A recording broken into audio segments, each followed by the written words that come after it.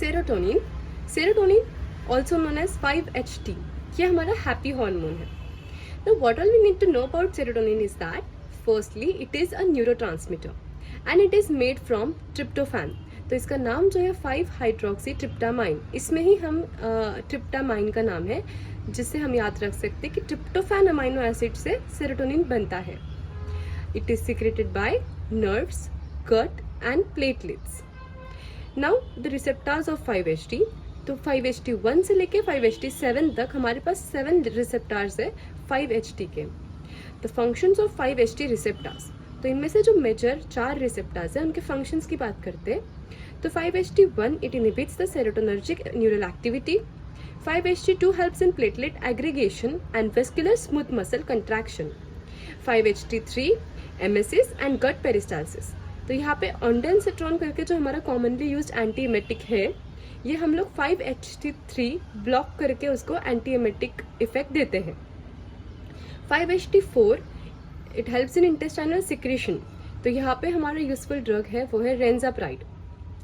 Now जो एंटेरोक्रोमेफिन sales होते हैं जिसमें ट्रिप्टोफैन होता है, जो सेरोटोनर्जिक न्यूरॉन में प्रेजेंट होता है, जो कि सेरोटोनर्जिक सिनैप्स में आकर नर्व एंडिंग से वेसिकल्स के फॉर्म में बाहर आता है और फिर अपने जो एक्शंस है वो कैरी आउट करता है, जिसमें एक है platelet aggregation.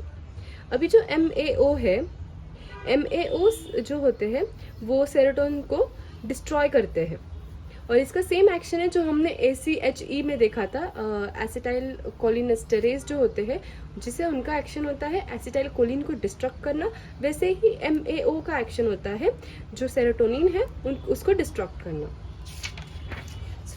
Pharmacological action, first it acts on the cardiovascular system. यहाँ पे इसके 2 एक्शंस होते हैं, एक तो triphasic action on the BP और दूसरा वो लार्ज वेसल्स को कंस्ट्रिक्ट करके आर्टेरियोल्स जो होते हैं उनको डायलेट करता है. Secondly it's action on the gastrointestinal tract. It increases the gastric motility, यानी कि ये डायरिया कॉज करता है. It decreases the gastric secretion. तो स्पेसिफिकली कौन सा सिक्रेशन, तो एसिड और पेप्सिन का जो सिक्रेशन होता है उसको ये डिक्रीज करता है. And it helps in mucus production. तो बेसिकली जो गैस्ट्रिक अल्सर होता है it gives a ulcer protective effect, क्योंकि अल्सर में जो हमारा एसिड होता है वो बढ़ जाता है और म्यूकस का जो लेयर है वो बहुत कम हो जाता है, जिससे कि जो हमारा गैस्ट्रिक लाइनिंग है वो इंटैक्ट नहीं रह पाता और वहाँ पे अल्सर्स फॉर्म होते हैं. तो बेसिकली समराइजिंग दिस 3 पॉइंट्स कि गैस्ट्रिक सिक्रेशन को कम करना मतलब ही एसिड पेप्सिन के सिक्रेशन को कम करके म्यूकस प्रोडक्शन बढ़ाना, ये हमें एक अल्सर प्रोटेक्टिव इफेक्ट देता है. Third it's action on nerve endings. तो नर्व एंडिंग्स को एक्टिवेट करके ये 2 sensation tingling and pain cause कराता है. Platelets, it promotes platelet aggregation. Fifth is emesis. Sixth it acts as a neurotransmitter. Neurotransmission कर रहा है तो सेंट्रल नर्वस सिस्टम पे उसका एक्शन रहेगा, जिसमें it regulate sleep, mood, temperature regulation, cognitive function, behavioural activity, thought and appetite. It also acts as a precursor of melatonin. So melatonin, it regulates the biological clock. Biological clock as in the circadian cycle. Now talking about the drugs affecting the 5-HT system, they are categorized as 5 different types. First is the 5-HT precursor. तो 5-HT को उसके precursors जो होते हैं वो tryptophan है. Secondly, the uptake inhibitors, SSRI like. SSRI is selective serotonin receptor inhibitors. तो इसमें है हमारे फ्लोजेक्टिन और सेट्रालिन. These also act as antidepressants. Third is storage inhibitors. इसमें है रेसरपाइन. फोर्थ है MAO inhibitors. इसमें है क्लोर्जिलाइन एंड ट्रांसिलसाइप्रोमिन. फिफ्थ है हमारा टाइप 5-HT रिसेप्टर एगोनिस्ट्स. तो एगोनिस्ट जो होते हैं वो सेम वैसे ही मिमिक करते हैं जैसे हमारा एक्चुअल ड्रग सेरोटोनिन करता है.